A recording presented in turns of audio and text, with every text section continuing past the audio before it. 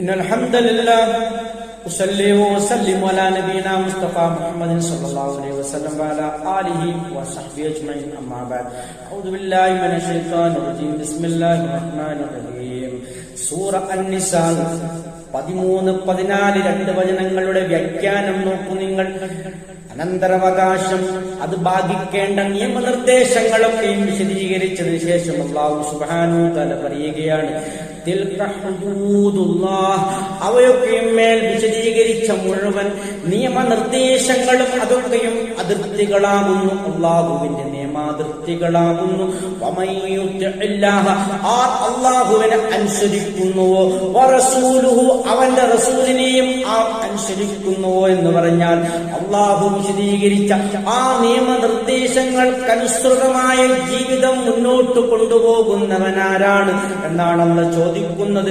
അല്ലാഹുവിന്റെ ആ നിയമാതിർത്തികളെ ലംഘിക്കാത്തവൻ അവനുള്ള പ്രതിഫലം എന്താണ്? താഴ്ഭാഗത്തുകൂടി അരുവികൾ ഒഴുകുന്ന സ്വർഗത്തിൽ അവനെ പ്രവേശിപ്പിക്കപ്പെടുമെന്നാണല്ല പറയുന്നത്. ഖാലിദീന ഫീഹാ, അതിലവൻ ശാശ്വതവാസിയായിരിക്കും. വദാലികൽ ഫൗസുൽ അദീം, അതൊരു മഹത്തായ ഭാഗ്യമത്രേ എന്നാണ് അല്ലാഹു സുബ്ഹാനഹു വ തആല വിശദീകരിക്കുന്നത്. അതൊരു വലിയൊരു മഹത്തായ ഭാഗ്യമാണ്. അല്ലാഹുവിന്റെ നിയമനിർദ്ദേശങ്ങൾക്കനുസൃതമായിട്ട് വേണം നാം ഈ ഭൂമുഖത്ത് നമ്മുടെ ജീവിതം ചിട്ടപ്പെടുത്താൻ എന്നാണ് ഈ ആയത്തിൽ കൂടി അല്ലാഹു പഠിപ്പിക്കുന്നത്. അടുത്തായത്തിൽ അല്ലാഹു പറയുന്നു,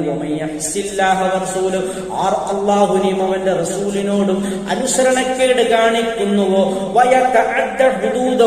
അവന്റെ അതിർവരമ്പുകളെ ആറ് ലംഘിക്കുന്നുവോ, അത് വിട്ടുകടക്കുന്നുവോ, ആരാണത് വിട്ടുകടക്കുന്നത്? അല്ലാഹുവിന്റെ ആ അതിർത്തികളെ വിട്ടുകടക്കുന്നവൻ ആരാണ്? അവനെ നരകത്തിൽ പ്രവേശിപ്പിക്കപ്പെടുമെന്നാണ് പറയുന്നത്. അഗ്നിയാൽ പൊതിഞ്ഞ ആ നരകത്തിൽ അവനെ പ്രവേശിപ്പിക്കപ്പെടും. ഖാലിദൻ ഫീഹാ, അതിലവൻ ശാശ്വതവാസിയായിരിക്കും.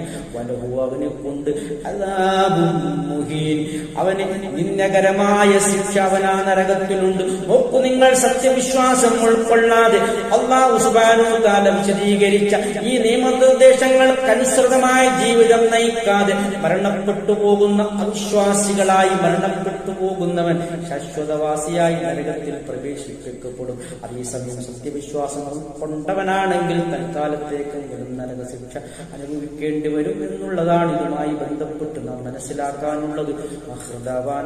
അൽഹംദുലില്ലാഹി റബ്ബിൽ ആലമീൻ.